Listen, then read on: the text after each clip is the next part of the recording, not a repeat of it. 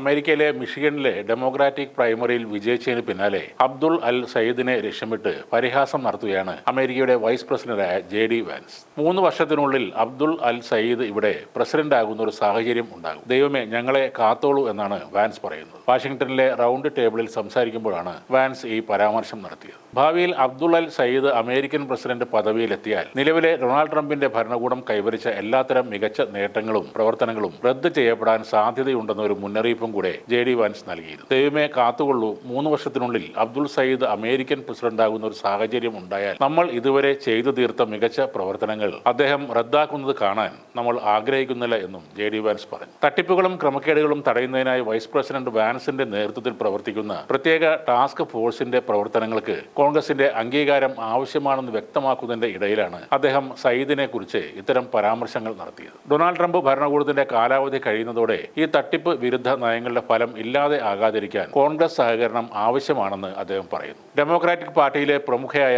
Haley സ്റ്റീവൻസിനെ പരാജയപ്പെടുത്തിയാണ് അബ്ദുൾ അൽ Sayyid മിഷിഗണിൽ senate സ്ഥാനാർത്ഥിത്വം നേടിയെടുത്തത്. ഇതോടെ അമേരിക്കയിലെ പ്രധാന സംസാര വിഷയമായി മാറുകയായിരുന്നു അബ്ദുൾ അൽ സയ്യിദ്. അമേരിക്കൻ പ്രസിഡന്റ് ഡൊണാൾഡ് ട്രംപും സൗദിനെതിരെ രംഗത്ത് വന്നിരുന്നു. അദ്ദേഹം ഒരു കമ്മ്യൂണിസ്റ്റ് ആണെന്നും ജൂത ഇസ്രായേൽ വിരുദ്ധനാണെന്നുമൊക്കെയാണ് ഡൊണാൾഡ് ട്രംപ് നേരത്തെ പറഞ്ഞിരുന്നത്. തന്റെ ട്രൂത്ത് സോഷ്യൽ പ്ലാറ്റ്ഫോമിലും സയ്യിദിനെതിരെ ട്രംപ് വിദ്വേഷകരമായ ചില പരാമർശങ്ങൾ നടത്തിയിരുന്നു. ജൂതന്മാരെയും ഇസ്രായേലിനെയും വെറുക്കുന്ന കമ്മ്യൂണിസ്റ്റ് പരാജിതൻ എന്നാണ് സയ്യിദിനെ ട്രംപ് വിശേഷിപ്പിച്ചത്. ഡെമോക്രാറ്റുകളുടെ നയങ്ങൾ രാജ്യത്തെ കൂടുതൽ അപകടത്തിലാക്കുമെന്നും അദ്ദേഹം മുന്നറിയിപ്പ് നൽകി. ട്രംപിനെയും അദ്ദേഹത്തിന്റെ ഇസ്രായേൽ അനുകൂല നിലപാടുകളെയും രൂക്ഷമായി വിമർശിക്കുന്ന ഒരു രാഷ്ട്രീയക്കാരനാണ് അബ്ദുൾ അൽ സയ്യിദ്. സെനറ്റിലേക്ക് തെരഞ്ഞെടുക്കപ്പെട്ടാൽ അവിടുത്തെ ആദ്യത്തെ മുസ്ലിം അംഗമാകാനും സയ്യിദിന് സാധിക്കും. നേരത്തെ അമേരിക്കൻ സെനറ്റിലേക്കുള്ള ഡെമോക്രാറ്റിക് പാർട്ടി സ്ഥാനാർത്ഥിത്വത്തിനായുള്ള പോരാട്ടത്തിൽ അബ്ദുൾ അൽ സയ്യിദിന് മിഷിഗണിൽ മിന്നുന്ന വിജയമാണെന്ന് NBC റിപ്പോർട്ട് ചെയ്തിരുന്നു. American Israel public affairs committee ഉൾപ്പെടെയുള്ള പ്രോ ഇസ്രായേൽ ഗ്രൂപ്പുകൾ നടത്തിയ വമ്പൻ പ്രചാരണങ്ങളെയും പണക്കൊഴുപ്പിനെയും അതിജീവിച്ചാണ് അൽ സയ്യിദിന്റെ ഗംഭീരമായ മുന്നേറ്റമുണ്ടായത്.